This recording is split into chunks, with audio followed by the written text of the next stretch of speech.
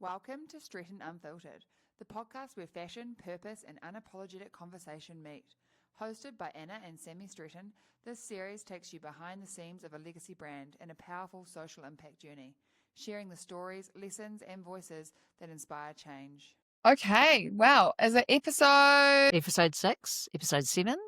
Well, we'll just roll with Episode which 6, one I ever think it we is. just- Cool. Okay, so today we're going to talk about difficult conversations. Yeah, today we're diving into a topic that most people avoid, that can truly change the game if you learn to master difficult conversations. So it's certainly, we've both learned a lot, I guess, in that avoiding the tough talks doesn't necessarily make things better. In fact, it often makes things worse. I guess today we're going to work through some of those things that we've experienced, that we know from having encountered so many difficult conversations, and how we've approached those, and where we see the nuances of, I guess, the variety of approach that may not yield the outcomes that people are hoping to get. So easy to ignore it. Avoid. Yeah, it's just easier not to do anything and just be like, oh, it'll go away, or it'll die down, or they'll leave, or it just won't be there anymore. Yeah, I think the interesting thing we work with women, and I guess it's, women have a tendency to hold on to things a little bit longer than men do. We're a harbouring nation. Yeah, we are. And I guess the only thing that makes it okay to say that is because we're women ourselves. We are no women. male can actually say that. But they don't harbour. Actually, Jono's a harbourer. He likes to harbour. yeah, he's a little bit, isn't he? But Tony's not. They just, okay, Water she said that. Off a duck's back. Just rolls off. Yeah, we'll just give it 5 minutes and it'll kind of settle down, and then we'll just start the conversation as if nothing's happened. But that's probably a better approach, because you don't fester it in your head and create this enduring kind of, it's almost a disability that you create for yourself, because you're constantly reflecting on it. It's playing on your mind. You're apprehensive about your next interaction with that person, so therefore you get an anxious reaction. There's all sorts of different things that happen by not being comfortable to have the difficult conversations. Because water off a duck's back is literally great. You move on. It doesn't fix the problem, and you're just in the same spiral of thinking, overthinking, pretty much eating your insides. Yeah, and I guess so. That gives us a starting point. So the first thing we probably need to identify is, what does it mean to us to address a difficult conversation? So in your frame, what does that look like? Do you think you're someone that does? Do you think you're someone that still avoids? Do you see the benefit of it? 'Cause you certainly see me tackle them on a regular basis. So. Well, we often talk about this being mum's superpower, and the fact that she's got no qualms, or it's just like in straight away, like it's just go for it, like nip it in straight away, because I kind of you like to nip it in the bud, pausing, reflecting, letting a little bit more of the moment play, especially a 24-hour, let's let it roll through, unless it's an immediate or there's risk involved and you have to kind of work in an immediate time frame. But for me, yes, you're right. Years ago, I would have just gone in and often made huge mistakes, because I actually had the contenting and what was happening so wrong. So wrong. And you just end up with egg all over your face. Now I find the delay, so you just get time to think about it. To not be so angry about it. And to just let it wash over you. And then the next day, you definitely have a different approach. Yeah. I find that, I think in my career progression, well, obviously being here at Stretton Clothing for 8 years now, I think I've definitely gotten better at having those conversations, those difficult conversations. But I think it even just comes back to, like, I feel like with the team, I can totally call a manager and be said, once I've clarified the issue, got to the bottom of it, understand the nuances of what actually happened on both sides, I can have that hard conversation with that manager saying, we don't do things, or this is how we do this, or we need you to improve in this. But I think obviously, it's my personality type as well. Like, I'm a harbourer, like I'm a festerer. But it's actually, I feel like I've learned the most with me and you working together, and our dynamic, and the hard conversations that we have to have daily between you and I. Because I find that was the biggest thing I've had to retrain myself with, is that you saying something to me firmly or hardly, even this morning, like on the phone, how you're feeling as a leader and my boss, is not you talking to me as my mother, and I still have to tell myself that you still love me. You know what I mean? Like because that in my current and my vibe makes me eat myself inside, and I have to go, no, mum's just talking to me with her boss hat on. She loves me deep down, and I have to flick that, and I actually have to work it through the other way of, like, those tough conversations, making sure that they don't affect me. Yeah, and I think I can see the emotion in your I am. eyes. I'm an Yeah, emotional you're getting, person. and I'm so not an emotional No, person, so it's I like, am an yeah. emotional cancer through and through. Yeah, well, I'm Sagittarius. We're way more fiery. And But I yeah, have, I think the interesting thing with this morning's yeah, conversation, yes, there's been a whole lot of challenges this week that we've had to navigate. And there's been other things that have actually come to the fore that yeah. I've had to deal with on top of that as a result of some of the stuff we're dealing with. And I get to the stage where I just think, actually, I just need to start directing it now, Mm, because to just trust that everybody's going to have knowledge around where this goes is not fair. mm, So I've actually got to just draw a line in the sand and say, right, this has got to happen. This has mm, got to happen. So, and yes, we have a very different leadership and management style, but a lot of my style has come from years and years of trying things, mm. and being okay to navigate that tough stuff. And once again, there's obviously the leadership and the kind of the, hey, slightly disciplinary stuff, where we say, hey, you're not behaving in accordance. But I think the bigger thing that most people avoid is that stuff that is not so much leadership or not so much disciplinary, but you've just got to actually communicate. You've Like, got to communicate like, around a moment in time that you want to change. Otherwise, you potentially give that person permission to continue to do that, which it can create uncomfortability in the workforce for a lot of people. really good example, and so many people don't want to address this, is like, it's hot in our building and it's summery.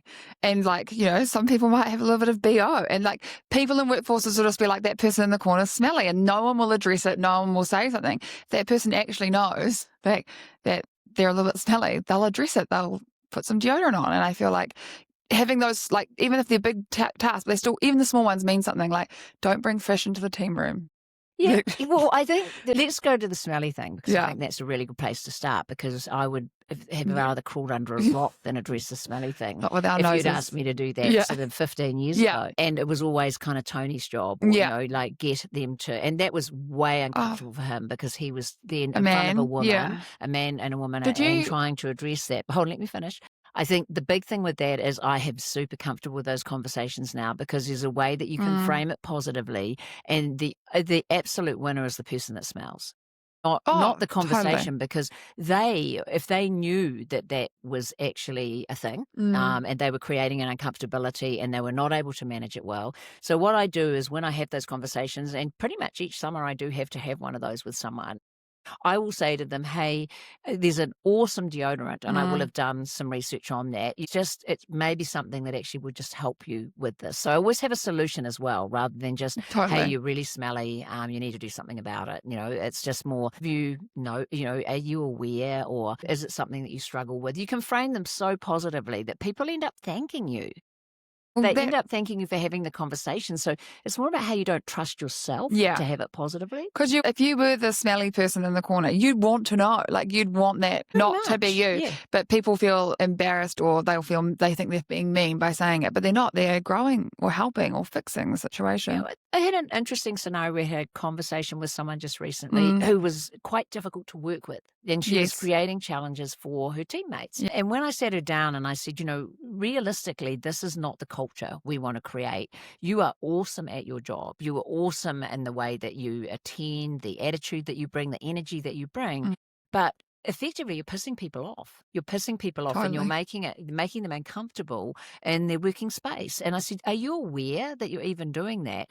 And she was. She was, but because it was something that she'd been able to continue to do in past work life, and she traded that off by being just absolutely rock star amazing at what she Yeah. did. So therefore, that continued to give her permission to just be a little bit itchy and bitchy when things weren't going her way. So when I said, hey, it's not okay to do that, there's a way that you can actually frame that where you get the same outcome, but people feel really good about you.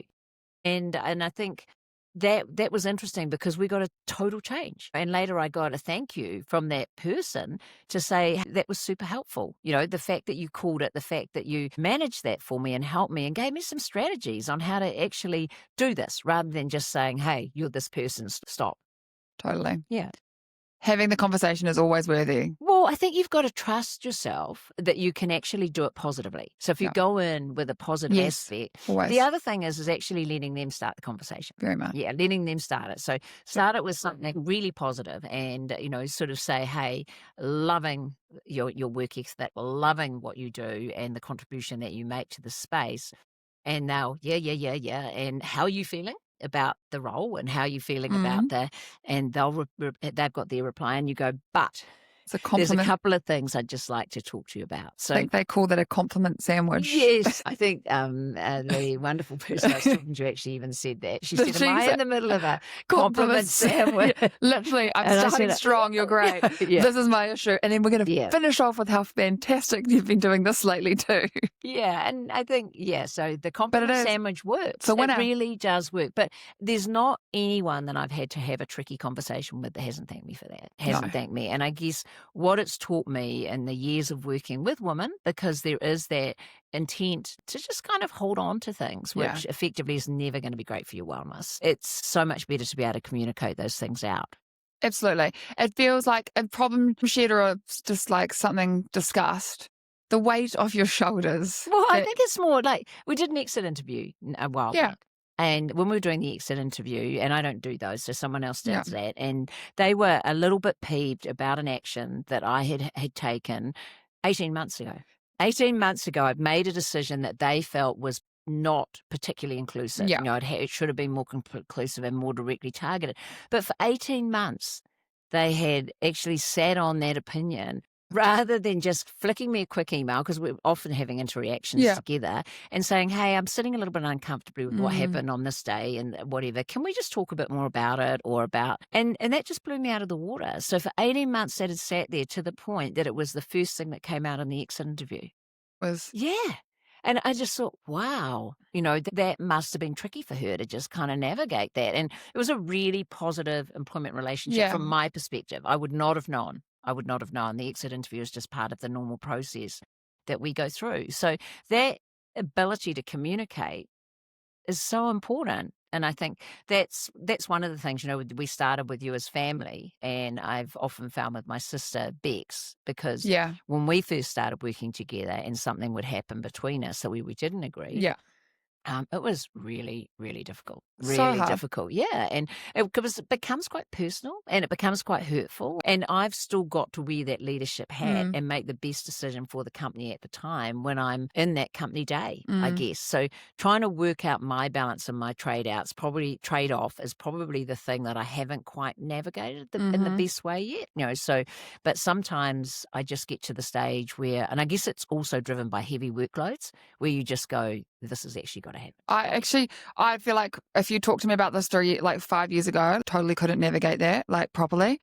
But now, in the last post-COVID, really, I feel like I've grown a lot as a person, because there was a lot of times during COVID that we were crumbling, as in like me and you in our relationship. We can talk about that, like we were just coming from very different point of views, or like how we were.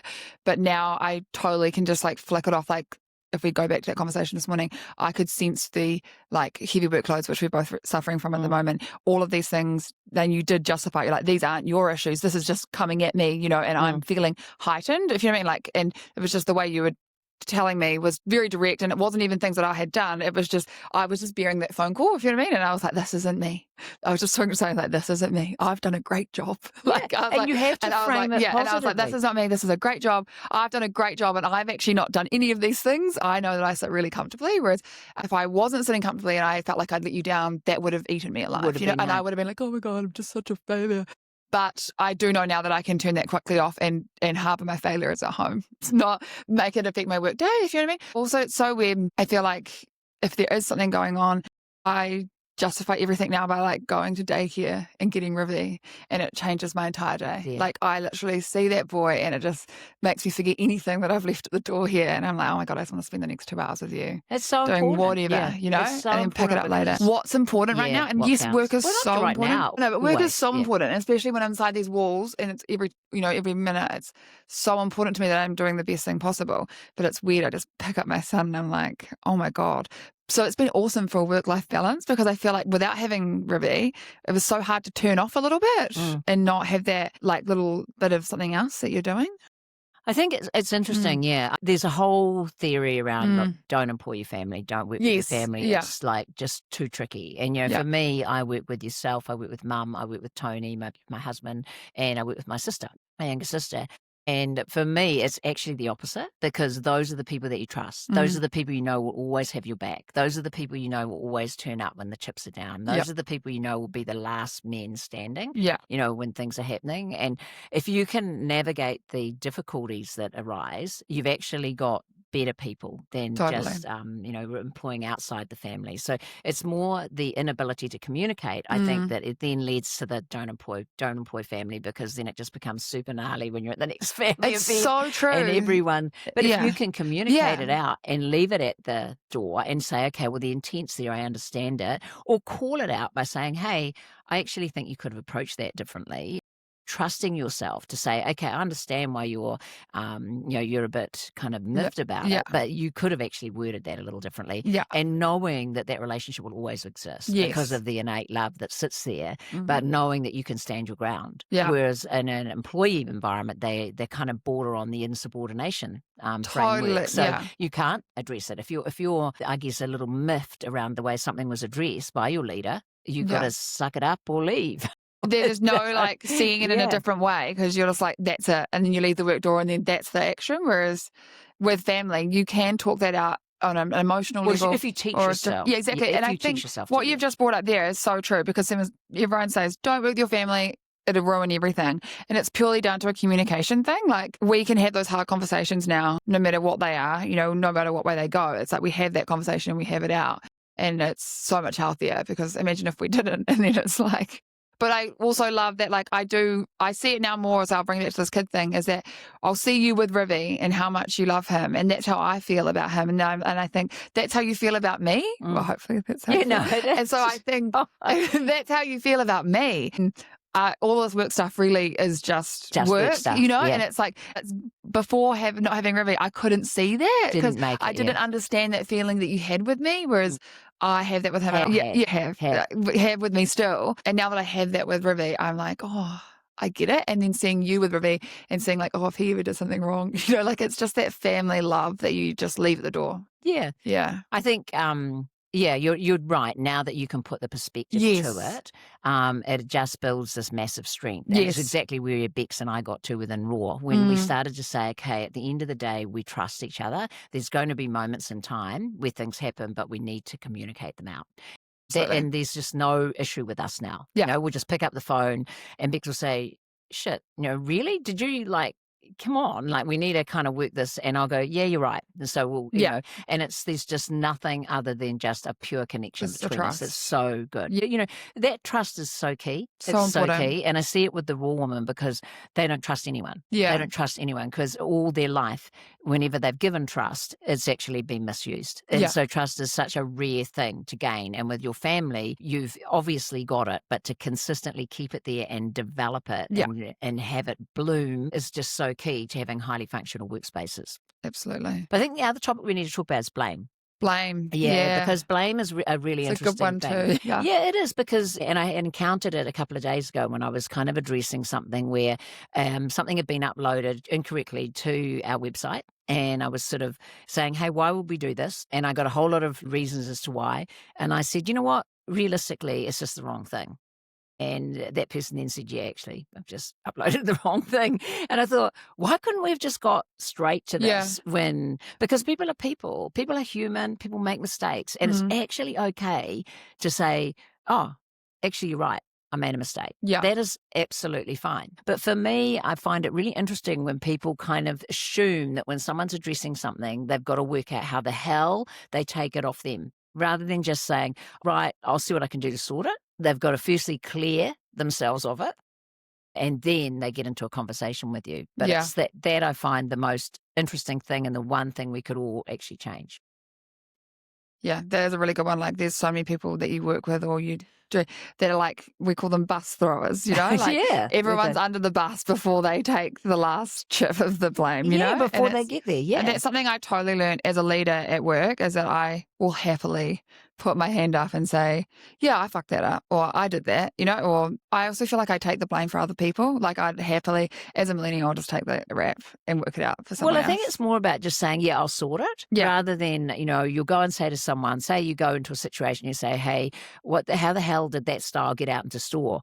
Oh, I don't know, so-and-so actually. Instead of just saying, oh, actually, you're right, it shouldn't be there. Let's sort it. Yeah. I mean, to me, that just finishes a conversation. And within a work framework, it's fine that we're making the mistakes. But the way it's got to be sort of iced onto everyone else before we get to the fix it part. I did this. Yeah. I don't think as a leader you're looking for accountability. You're just looking to actually get the problem solved. Was also changing the process, because why did it happen in the first place? Yeah, well, that's the other thing. We've got to look at sort of, if that's happened and that's incorrect, can we actually start to edit exactly what we do? Was it just a whoopsie, or was it like a chain of bad events? Yeah. And I think one of the other interesting things is, and I don't know if the blame fits it so much, but I suppose it does, is when customers come back into the store environment. And that's the most difficult scenario for our retail team. Yeah. Yeah, because, customers, when they're coming back in to kind of talk to a problem they perceive that they have with a garment, actually have to psych themselves up. And so when they come into that store, because it's tricky for them as well, they get into a really anxious state. Yeah. They're heated. And the retail team are not to blame for anything that's potentially going wrong with the garment. So therefore, they've got to endeavour to diffuse it, and then they've got to get those styles back to us to actually assess how the problem happened. And so I think it's interesting, because we were dealing with one the other day where it was the garment was bought in, 2019 or something? Oh, this is the shirt, yeah. Yeah, the shirt. And she's a little bit disappointed that there's some seam stretch. Well, I think it's for a linen garment, a lightweight linen garment, like, it looks well worn. Almost 6 years of wear has been pretty freaking impressive. Yeah. Pretty impressive. But yet there was obviously a difficult moment that happened in store for that store to dispatch it back to us and say, can you sort this out? Yeah, or like, I think the store's just taken it, being like, look, so-and-so, we'll just send it back to head office and they'll take a look and they'll give us feedback. So pretty much they're making us a scapegoat, which is totally cool. We're here for that. But don't you think it's funny how we're just talking about the person coming in all heated, and you do, like, say something's broken and you're going into JB Hi-Fi to get your new stereo. I haven't bought a stereo at JB Hi-Fi, but example. And you're racking yourself up because you're about to take on the retail assistant. 9 times out of 10, the retail assistant is probably going to be the most placid, like, they don't care. They're going to be like, and so, like, you're working yourself up because you want this action, but they actually can't make those decisions. They can't change it for you. Like, they have to talk to someone that's higher. So, like, don't get worked up before you come in. Just come in calmly, have the conversation, get a much and let better them work outcome. it. Yeah, exactly. Like, no one, and also if you are upset, you just feel instantly like you don't want to help that person. Like, when someone calls me up, like firing at me about something, they've got my number and they're calling about their dresses, something's happened. 9 times out of 10, I will help them instantly if they're lovely about it, because it's just a mistake. But if they're angry, I'll be like, oh, okay. So I want to keep saying Mary Sue because I use it as a common customer name all the time. But there's probably a Mary Sue out there. Okay, I'll just park you for an hour and then I'll go and do it, because I just feel like they need to have a vent off. They need to chill. Like, oh, look, it was, and I practiced that the other day because I went to the hairdresser, they put a colour in my hair. They didn't rinse it properly. And so I thought I had head lice. It was that itchy, And so I quickly texted them and I said, like, I think I've got head lice, but I know I haven't. I just don't think you've washed the colour out properly. And they said, hey, come in at 3 o'clock and we'll sort it for you. Yeah. So I went in and I went in and I said, hey, I'm really sorry about this. And you know how I am about never saying sorry because I don't want to be on the back foot. They said, oh no, this is the least we can do. This is complimentary. We're going to rewash your hair and re-blow with it. But I'm feeling so good about that moment. You know, and I'm not angry that person didn't wash the colour out of my hair properly, because that happens. Stuff happens.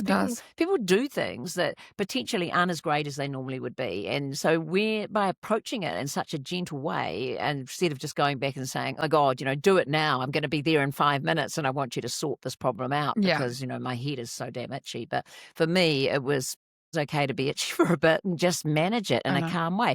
And the other day and I'll give Stevens a shout out. That was good. They did such a great job. I got 10 bowls for the cafe to do the new sticky chicken, and one of the bowls broke on the way. Sent them a picture and they said, hey, one more coming out to you now. And I wasn't angry, or I didn't reflect on how poorly or well I thought they'd packaged. I didn't assess them on that. I just said, hey, it broke. And sometimes less is more, isn't it? Totally. Rather than going in I want saying what you think you believe they should do. You could go in and say, hey, I'm a little disappointed. And like the woman last night who sent us a couple of her garments and said, I'm a little disappointed. 2 of the buttons have fallen off. And so what was great is I was able to go to the supplier and say, this needs to stop. These customers need to be able to rely on their buttons when they're out. And she said, I love your garments. I just wanted to inform you. But from there, I said, I want to do more for this woman. I want to give her a gift. I want to give her a discount. I want to, and that was all based around her calm disposition. Loveliness, exactly. And not not bus throwing us and saying, your garments are, there's a quality problem. And Yeah. because she had 2 garments from 2 different suppliers that had given her problems, and that's Murphy's Law. But I think there is a way you can approach them in a really calm, say as little as you can. Yeah. Just walk in there. Hi, how are you? Hey, got a wee problem with the shirt. The buttons have fallen off. And then just pop it on the counter and see what happens. Exactly. Less is more. As we say all the time, say less and let them give you the more, because they might not actually want anything, or they might be really happy with just fixing something. Whereas if you go in with all of these things, you might be overcommitting to what you actually need to do. Well, I just think you get a better outcome. Totally. I mean, this morning you were dealing with someone. It's interesting with these all things. these And things, that was a product in Olive's kitchen where the specifics of what we were saying needed to be edited. Yeah. But you had someone on the other end that was, it was almost getting quite litigious in the advice she was giving you. And when you came to me and said, oh, look, this is what I'm going to respond. And I said, why are you responding? Why are you responding? She's pointed out that we could actually edit the description and we could actually frame it better. And I suggest you go back and thank her and let her know that we will make the edits that we believe are suitable and best fit the product. End of conversation. Yeah, and I think that's something, and that's just your youth and your learning issue. But, there are some conversations you don't need to have. And that's where I think people really actually need to stop and pause. And that's what I love, the 24-hour thing. And I've only just started doing that. That 24-hour thing is calm the farm, breathe, it's totally new, and you will not be Mrs. Nasty the next morning. You will be Mrs. Calm, and you will get a way better outcome. It's so true. Yeah, and when people poop on you from a great height, still don't be Mrs. Nasty in the moment. You need to breathe, go through the next day, and come back with a really considered response to that. Always respond, but always with very few words. Leave people wondering what you're actually thinking rather than knowing what you're thinking. I know, because responding in the heat of the moment is just so easily done, but always terrible. Like saying something, it's like texting when drunk. Never do it, because you wake up in the morning thinking, oh my God, what did I say? So good those days are behind me. Yeah, and I think too, I've always learned as a company to leave doors open. Like Very this much. morning I was emailing someone that I believe, isn't it interesting how we have these? So many examples. Well, just from a very recent time frame. But I think this morning I was emailing someone that I believe left, and they're probably a bit narky with me, probably not feeling, just a little bit. And I thought, you know what? I don't mind that, because I didn't do anything to make her feel like that. That's just, I guess, feminine emotions running high. But I now have a proposition or a project for her that I think she'd be super excited within the raw space. Yeah. So I'm looking to use a skill that she's particularly passionate about, and I think she'll love it. Yeah. And so I just kind of parked anything that I thought had happened, because I don't know what it is. And just started as if I'd just met her today. Yeah. And, sometimes if you can just leave those doors wide open, it's such an easy place to be. Absolutely. Yeah, it is so good to leave an open door. And as you say, like, there wasn't anything wrong, just reach out as normal. Well, just reach out as normal. Don't overthink it. Don't overthink it, but always leave every situation positively. I mean, my sister always talks about positive exits. Yeah. No matter how difficult some of the raw women are, and they can actually give us and put us through these wonderful hoops before they decide they're finally going to exit and go back to their existing criminal spaces. We always aim for the positive departure. Yeah. Because that positive departure leaves a massive door open. They know what they've been doing. They know how badly they've been behaving, but we frame it positively. We're still getting the same outcome. We're still getting a woman that is exiting from the program, but it's still a very, very positive framing, and they're feeling good. They're feeling good. We're not making them, as you said, when people ring you and they attack you on the phone around a garment, that it's not your fault, but it is something you're going to solve for them. But, that attacking doesn't make you feel like you want to solve it. I know. And I think, like, we've just moved as a nation, like, as people on so far now, like, maybe in the early 2000s, if you rang and you were really angry, you'd be like, oh, I've got to sort this for this customer, because, it's just a different time. But now it's like, come in, be nice. People want to help. We don't want to be treated. It's like just those words, be kind, and if you are kind and you're calm and you're nice about it, because it was just, and go assume that it wasn't, it wasn't vindictive. They didn't muck up your order on purpose. It was just assume goodwill is what I'm going to say. Assume goodwill, and we will solve the problem. Anyone will solve the problem if you're nice about it. I just don't feel like people jump the hoops for grumpy Karens anymore. No, I don't think they do. And I think everyone's driving at a solution. Some Yeah. people are a little slower Yeah. at getting them. And that's when you can actually become a little more insistent. Very And that would be much. Yeah. offering your time frame and saying, I know that you're endeavoring to look at this, but my wedding's tomorrow. So I actually The need zip to wear is something. broken. Yeah, I need to I wear need you to something. fix it Yeah, now. so you can either Yeah. fix that dress or I could perhaps pick up a loaner from your store. So I think there's some ways that you can do that. Totally. But I think the other thing we're not very good at is listening to people. Yes. When people get really agitated and heightened or there's a difficult scenario playing out in your workforce, you just assume that they're the catalyst. You just assume that they are doing all the shitty stuff. And so when you actually give someone the benefit of the doubt and you sit down and say, tell me about what's happening. Tell me about what's happening. And you might find that there's a whole lot of stuff happening outside in their environment, which shouldn't actually be playing out at work, but it does. It does because we're human. So there's all those sorts of things that you can get a deeper understanding of just who they are, how you might actually be able to support them. And therefore that turns into a better outcome for you in the workplace. And you build that strong culture that you're endeavoring to actually drive at all the time. I totally agree with that. And I think that's something that's so important because obviously there's this fine line between, leadership and not, being matey, but it's understanding what's happening at home or just, something or why they're feeling a little bit off. And if you can pick that up and go, oh, this person's usually firing and they're off, it might have nothing to do with work, and just helping them support that or being aware of it will just take the load off them so quickly that they'll probably just go back to being normal. But it's when they're harboring on their own and you don't have any idea. Well, they're trying to navigate it on their own. They're saying, this is happening at home. I've got a commitment to work. I don't even know how to do this anymore.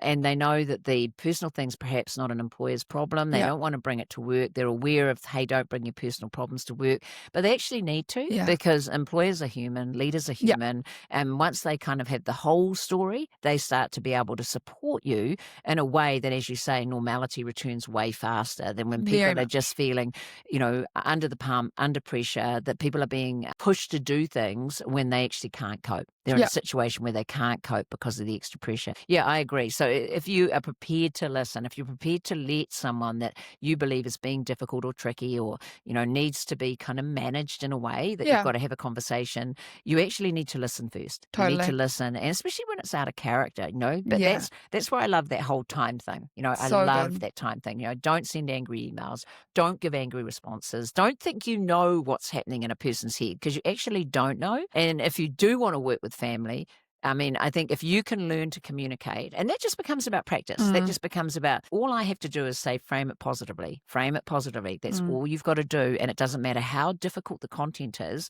you will actually, I believe, 100% of the time, maybe 99.9, get a great outcome. Absolutely. You will get a great outcome if you make people feel good about each other. Thrive on feedback. Good and bad. Yeah, well, feedbacks can be a little different to sort of dealing. Well, with dealing, I know, but at the end of the day, there's feedback, it's like you did this, or I think you'd be better if you did it this way. And it's just how it's delivered is so important, as you say, kindness and clearly and empathetically. Well, collaboratively, I'm feeling like yelling this. at you, you're useless, is not going to get the outcome. I'm feeling like this. I not feel that we do that you're that. not best suited to this job. How can we work this so that we take the bits you love and we can edit your role in a way that works for you and we optimize the outcomes? There's just all this stuff you can say. Totally. So, and you're right. I do honestly, if I'm allowed to kind of attach one thing, think I do have a little bit of a superpower in the difficult conversations. I certainly don't run for them. I'm not nervous of them in any way. I was super That's nervous. interesting. I never thought that you were, I've always known you as a straight shooter. So I've never thought that you were ever scared of a difficult conversation. Yeah, I think I absolutely was. And that's why they came out wrong. That's why, because you fired them. You were like, you were nervous about it and you're like, bleh. Yeah, they were reactionary. Yeah, rather than the thought of, how am I going to approach this? And there was no diplomacy. There was no thought. There was no respect for the person that was receiving it. It was all just about me and about how they had wronged me and they needed to do better. And so that whole reframing of and Raw's taught me that. When you're working with women that actually don't care, they've been through so much trauma, they've heard so much that there's nothing you can say to them. So therefore, why not make it really positive and supportive, but why not drive at getting a great positive outcome for them? You can't, they just don't care. If you're going to run roughshod over them, they just blank you. You're never going to get an outcome, and they deserve outcomes. And so that's where I've learned so much in Raw. Yeah, Yeah, I totally and that transitions into the leadership role I have have here. here. Yeah, not reactive, not angry, not all about just leaving the ladder down. So you're empowering women. So how can this conversation I'm about to have, whether it's about BO or whether it's about bad behavior or whatever it's about, how can I empower her to do Yeah, differently and totally. to present differently? That's got to be my goal with every conversation I take. Yeah. Well, I think that's us on I think we difficult are. We've pretty much conversation. covered it off Hopefully. today. It's gone in all Yeah. different directions. I know, and we've certainly But had it's good. a lot of conversations that we can draw on. But the interesting thing is that every example that we've given today has pretty much happened in the last week. Oh, they happen daily without even realizing. You think, oh, I've had nothing. When we were prepping for this, I was like, oh, I can't really think of examples, but I just knew that they were going to come to me as we were chatting because they happen daily in small, big, short, long forms. Well, I think too, if you're not one of those people that can confidently tackle them, for me, think about, this could be a way that you could position yourself to grow your own capability and your own self, really build great cultures if you're in leadership roles. Cultures where people aspire to be, they want to work for those companies, they want those jobs. So you're getting the very best of the best. But it also makes you feel incredibly good about yourself. Once you've had that conversation, you just move on because in your heart of hearts, you know that you've done right by that person. You've been fair, you've been inclusive, and you've just, as you say, you've delivered it in a positive frame. Right. And then you've really moved positive. on. And you've moved on. And then if you deliver it difficultly and poorly, it spins around in your head. And that's what used to happen. I used to sort of rip someone up and then I couldn't forget about it for the next 24 hours because I knew I'd done wrong. I knew that was the wrong way to speak to someone. Yeah. And so if you do it positively, you just move because you've done the most that you've done and you've been fair. And I think that's where I love that. My goal is to be fair and fearless in that approach, but fair in my approach as well. Yeah, which is really nice. You've still got time to work on those every day. Well, maybe get rid of the fearsome. Yeah, I think the brand makes you a bit fearsome too. Yeah, because you have been around. But anyway, that's us. We hope we've inspired you to pick off one of those difficult conversations today and do it kindly. Do it. Whether you may have been thinking about having or that it will pop up in your future because they certainly will. And think about how you can address that in a positive frame, a collaborative way, and know that you're going to get the outcome you actually want. See you next time. No worries. See ya. Bye. Bye. Thank you for listening to Stretton Unfiltered. If you enjoyed this episode, make sure you follow us and share it with your friends. You'll find us on all platforms where you get your podcasts. We'd love to hear your feedback or your guest suggestions, so please reach out and join the conversation. Until next time, stay unfiltered.